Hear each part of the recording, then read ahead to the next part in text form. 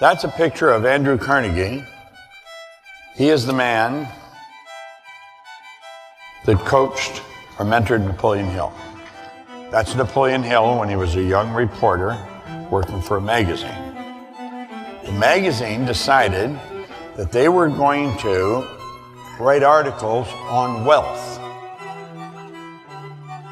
Hill got the opportunity to spend 3 hours interviewing Andrew Carnegie. I've often thought of this. I wonder how nervous he would be, how intimidated he would be. He was broke. And here he is sitting down with the wealthiest man in the world at the time. Andrew Carnegie was considered the first billionaire. And he spent 3 days with him. Now, unbeknownst to Napoleon Hill, Andrew Carnegie was looking for people. He was looking for a person. Carnegie said he thought it was an absolute crime that people like himself, like Henry Ford, Thomas Edison, Harvey Firestone, and all these people who had amassed great fortunes, he thought it was an absolute crime they were going to their grave with all this knowledge locked up in their bones. He was looking for someone that would organize this information so that people like you and I could learn it. About halfway through, or towards the end of the interview, he thought maybe Hill was the guy he was looking for because he hadn't found anybody yet. So at the end of the interview, he said, Napoleon, this interview isn't ending, it's just beginning. I want you to come home with me. And he took him home, they spent 3 days together.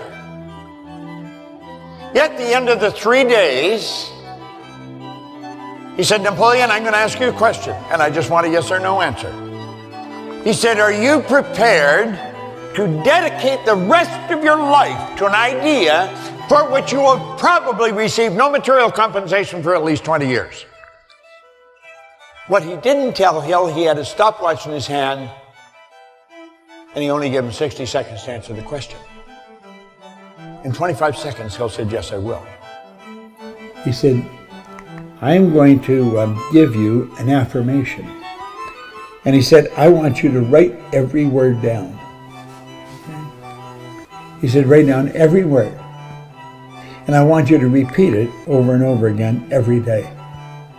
Now here it is. I want you to look in the mirror and say this. Andrew Carnegie, I'm not only going to equal your achievements in life, but I'm going to challenge you at the post and pass you at the grandstand. Now look at, imagine yourself sitting with the wealthiest man in the world, and him asking you to write that. He'll say he threw his pen on the floor. He says, now you know darn well this isn't going to happen.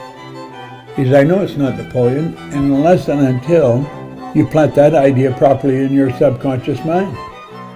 No, I said, if you plant that properly in your subconscious mind, then this will happen. He said, just do what I tell you. So Hill said he would.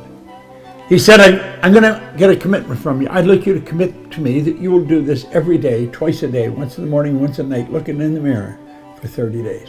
At the end of the 30 days, his whole life had changed.